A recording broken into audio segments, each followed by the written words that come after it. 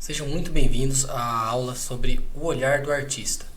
O objetivo dessa aula é trazer alguns pontos de reflexão, né, para quem quer trabalhar com artes visuais, e essa aula ela é uma espécie de extensão das aulas de história da arte, né, de fundamentos, onde é abordado a questão do papel do artista na sociedade, que mudou bastante desde do advento da fotografia, né, em meados de 1850. Né? E a gente vive hoje em um mundo, né, numa sociedade onde o estímulo visual, né, é muito maior do que era em 1850, né, em 1900, e principalmente antes. Né? Então você imagina que o Caravaggio, quando ele pintou as obras dele para a Igreja Católica, você não existia cinema, não existia, mal existia a imprensa, né, a forma de você reproduzir a livros através da impressão, e então o estímulo visual, né, ele ficava muito, vamos dizer assim, com pouco estímulo visual para competir com uma tela quando você olhava dentro de uma igreja, por exemplo. Né? Então você vê que de uns tempos para cá, né, de mais ou menos 150 anos para cá, a gente tem muito recurso visual, né, muita imagem. Né? Então você imagina que uma criança que cresce e chega lá nos seus 15, 20 anos, ela já teve um estímulo visual de imagens diferentes muito maior do que várias pessoas juntas, né, por volta de 1500, de 1600. Então, e hoje em dia também existe uma gama de trabalhos que um artista pode executar, ele pode desenvolver, muito maior do que você tinha, por exemplo, na época da Renascença italiana, por exemplo. Né? Você seria ou um arquiteto, ou um pintor, ou um escultor. Né? Você não tem artistas, por exemplo, hoje em dia você tem uma gama muito grande de áreas de atuação, que poderia ser, por exemplo, além da pintura, né, de retrato, você pode trabalhar com arte para games, que é o meu caso. Você pode trabalhar com arte publicitária, né, você pode trabalhar com com design de pôster, web design. Enfim, existe para quem trabalha na indústria do cinema, por exemplo, também. Então, assim, existe uma gama muito grande de trabalhos que um artista executa, né?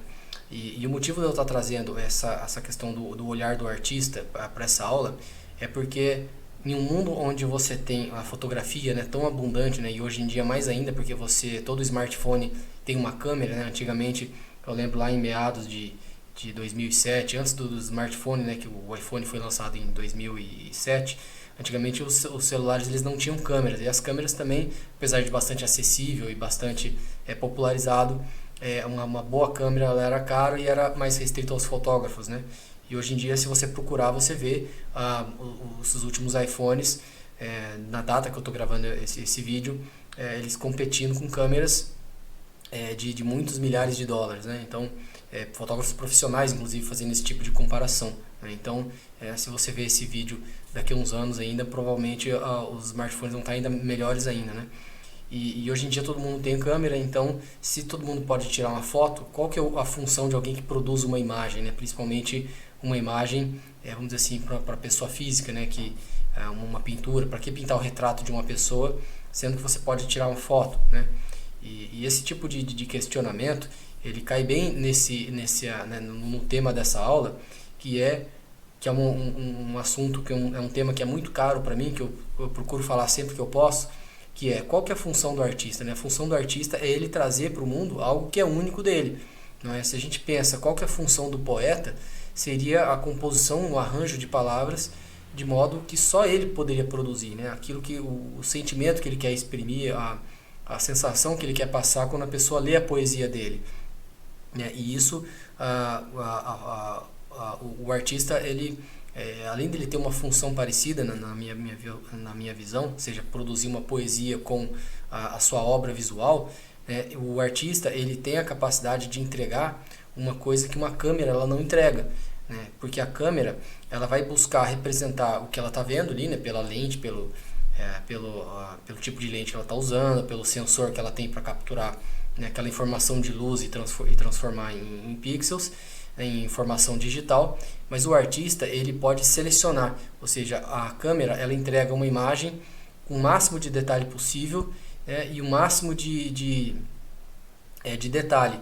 E a função do artista, né, na minha visão, é não entregar o que uma câmera entrega, mas entregar menos do que uma câmera entrega, né? O artista, ele seleciona, ele tira partes da imagem, ele simplifica, né? Ele traz o próprio design dele ali, ele traz as próprias escolhas, o próprio gosto, o próprio tempero, vamos dizer assim, dele, né? Então, na minha visão, o artista visual, né, aquele que faz uma pintura, faz um desenho, a função dele é trazer uma visão de mundo que é única, que é específica dele, né, e que câmera nenhuma entrega.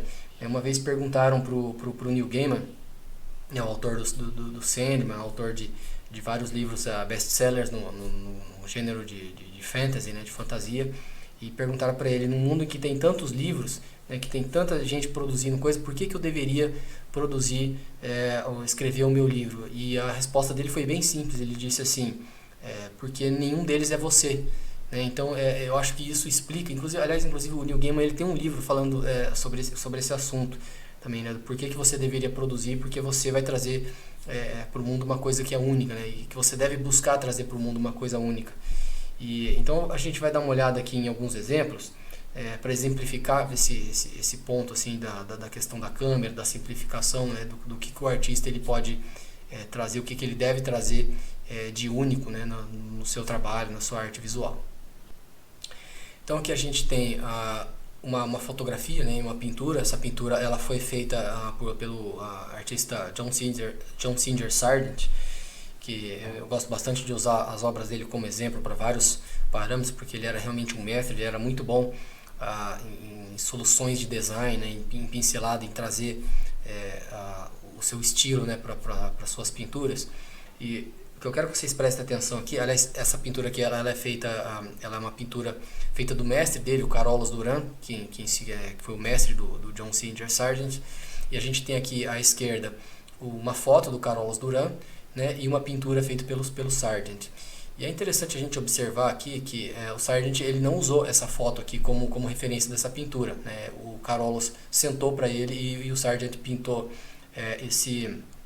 essa pintura.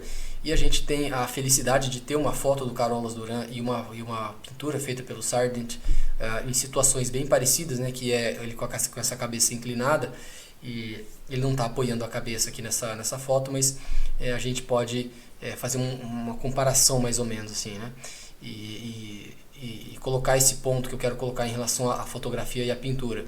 E se a gente observar aqui, né, veja que como que o Sargent ele tomou algumas decisões de simplificação, né? A gente reconhece o Carolus Duran aqui, mas você observa como que ele unifica os tons aqui, né? A gente tem vários tons quebrados aqui, né, na parte da pele, mas observa como que ele simplifica, que ele torna o rosto dele com os tons mais organizados e de mais fácil leitura, né? Observa como que aqui ele não busca representar cada fiozinho da barba dele aqui, né? Ele coloca grandes massas aqui.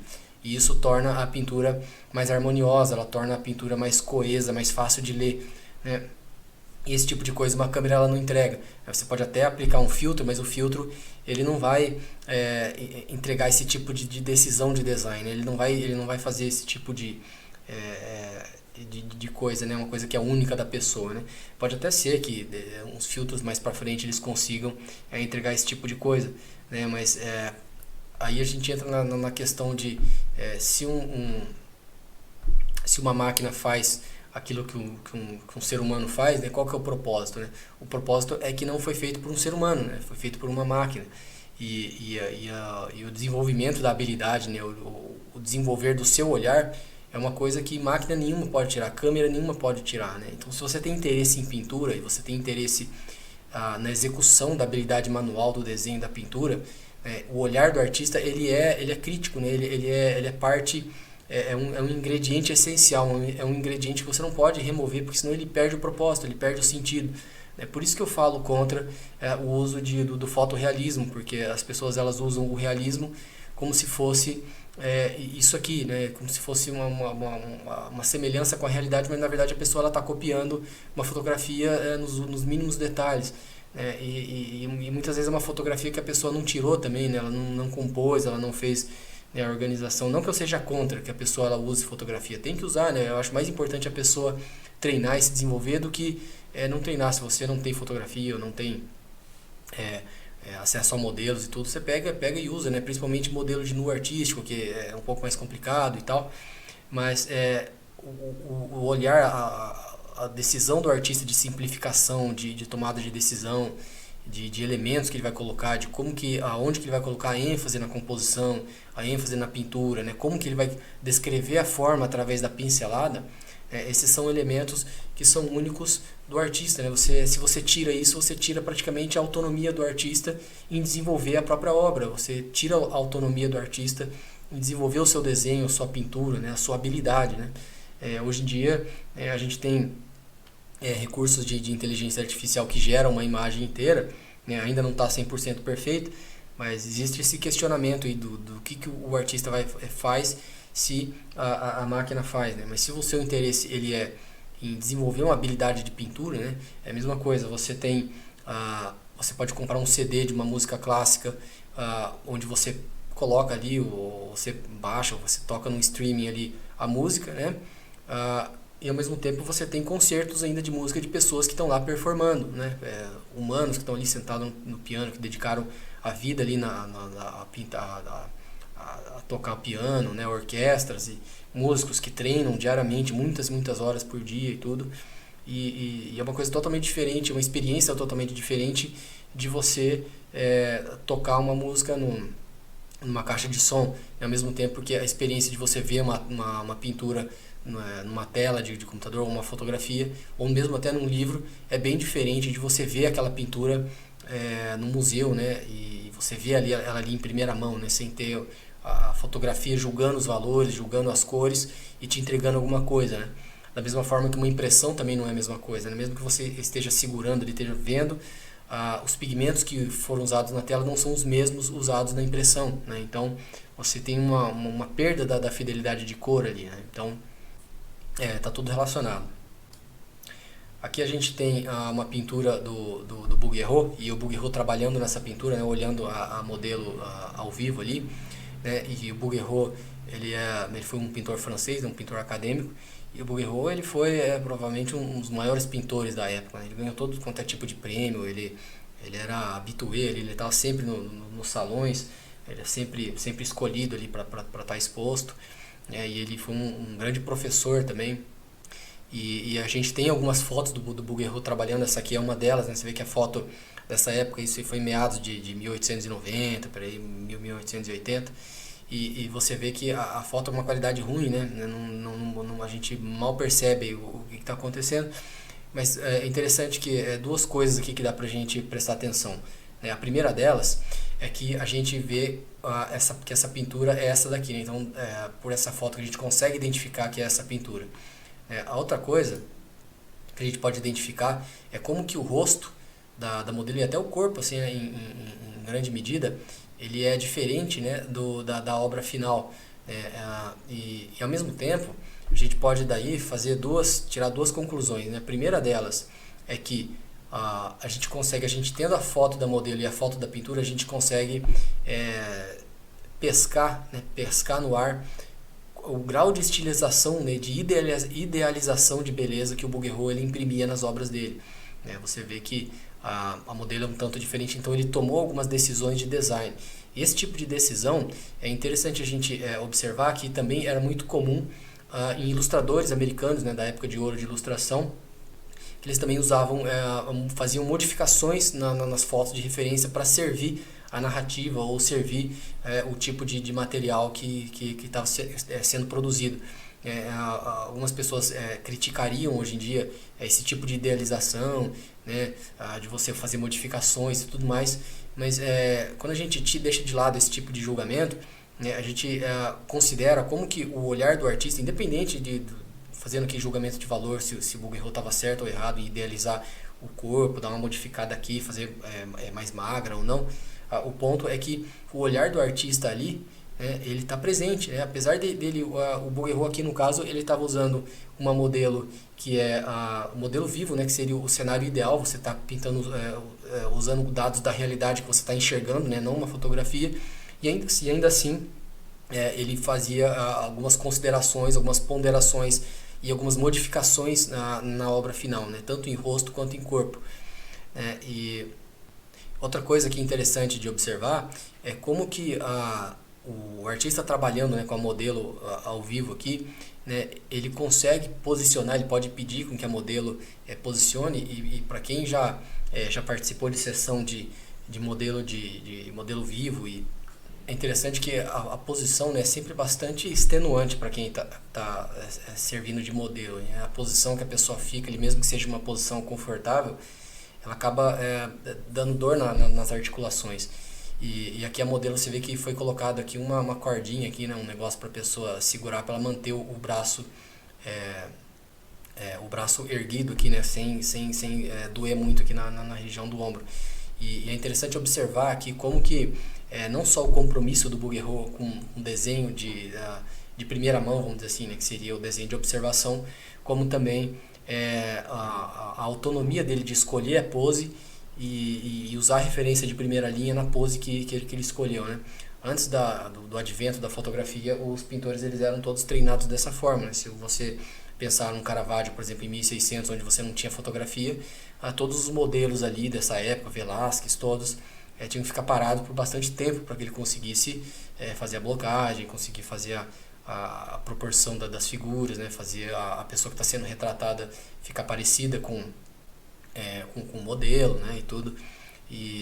Então, esse tipo de trabalho, assim, de observação de primeira linha seria o cenário mais desejado, né? E a vantagem é que você tendo um modelo, assim, uma pessoa, você consegue colocar, né, com que ela fique na posição, você consegue ordenar a composição de uma forma parecida com a liberdade que a gente tem com a natureza morta, né? Onde a gente faz o rearranjo dos elementos, e isso também se comunica com o olhar do artista, né? Porque o artista escolhe a composição, né? O artista escolhe a pose da modelo, ele escolhe a cor da veste da modelo, né? Ele escolhe fazer modificação, inclusive como é o caso aqui que o Bouguereau usou, né? Fazer modificação no rosto, na modificação na postura do corpo e tudo mais. E aqui a gente tem dois exemplos também de autorretrato. A gente tem aqui um autorretrato do Rembrandt, né? Em meados aí de 1600, e a gente tem aqui um autorretrato do Chuck Close, que foi um artista americano fotorrealista, né? Então a gente tem aqui dois movimentos artísticos diferentes, né? Completamente diferentes, separados por vários séculos. No caso do fotorrealismo, ele foi um movimento que ocorreu em reação ao expressionismo abstrato, né? Então, enquanto o expressionismo abstrato, ele buscava a rejeição da matéria, a rejeição do realismo, a rejeição da arte representacional, inclusive até a rejeição da arte no cavalete, né? O Pollock, ele jogava a tinta no chão, assim, com um ato de rebeldia, né? Vamos dizer assim. E o fotorrealismo, ele vem na direção exatamente contrária, buscando não só retratar a realidade, mas a realidade exatamente como ela é capturada na foto, né? Então você vê que no caso aqui do Chuck Close, você tem cada pelinho do bigode, cada pelinho da barba sendo representado, até o desfoque da câmera, num esforço de fazer com que a câmera fique, com que a obra, né, a pintura, ela fique o mais parecida possível, até com distorção de lente, desfoque de lente, o mais parecido possível com a fotografia, né? E aqui a gente tem um autorretrato do Rembrandt, né, feito bem antes da fotografia, né, praticamente 2 séculos antes da fotografia, e você vê o tanto de emoção que ele passa, né, o tanto de a textura, o detalhe, a composição, né, o olhar do Rembrandt, né? E é curioso que você vê como que o tratamento da textura, da superfície, né, tem muito mais dele aqui. Isso que é interessante do Rembrandt, existe muito dele próprio nos retratos dele, né? Assim como os retratos do Van Gogh também eu poderia usar como exemplo, mas eu gosto de usar o Rembrandt como um exemplo melhor nesse caso, porque o Rembrandt, eu acho que ele foi um artista melhor que o Van Gogh no sentido do realismo, né? Ele foi um artista mais habilidoso, né? De domínio de perspectiva, de domínio de cores, de domínio das propriedades, né? Dos elementos da pintura em si. E o Rembrandt, quando a gente olha assim, coloca lado a lado, né, você vê que basicamente o que a gente tem aqui é um artista, apesar da gente enxergar visualmente muito mais detalhe, né, muito mais verossimilhança com uma realidade, né, na minha opinião, um Rembrandt ele muitas léguas acima de um Chuck Close, por exemplo. E por quê? Porque o Chuck Close basicamente aqui ele está reproduzindo uma fotografia, ele está ele tá te dando uma informação de terceira mão aqui, né? Porque a fotografia seria a realidade seria a informação de primeira mão, né? Ou seja, o Rembrandt ele se olhou no espelho e se pintou. O Chuck Close ele tirou uma foto, ou seja, a fotografia ela é uma informação de segunda mão e esse desenho ele é uma informação de terceiro, porque ele está interpretando a fotografia, né? Então a questão é, o olhar do artista dele aqui está muito mais na fotografia do que no ato da pintura, do desenho, dessa obra aqui que ele produziu, né? E na minha opinião, o melhor caminho para o artista seria esse aqui. Seria o caminho aonde você observa, não só observa a informação de primeira mão, os dados da realidade chegam mais puros para você, como você também coloca mais de si na sua própria obra, né? E quando a gente junta isso com um artista que busca excelência, ele busca o domínio de cor, busca perspectiva, ele busca proporção, busca o design de shapes, ele busca todos esses elementos que ao longo de vários e vários séculos e até milênios, né, e até dezenas de milênios, eles foram se desenvolvendo, foram buscando artistas que viveram a vida buscando esse aprimoramento, buscando essa exploração visual, né, para entregar o que a gente tem hoje, né, de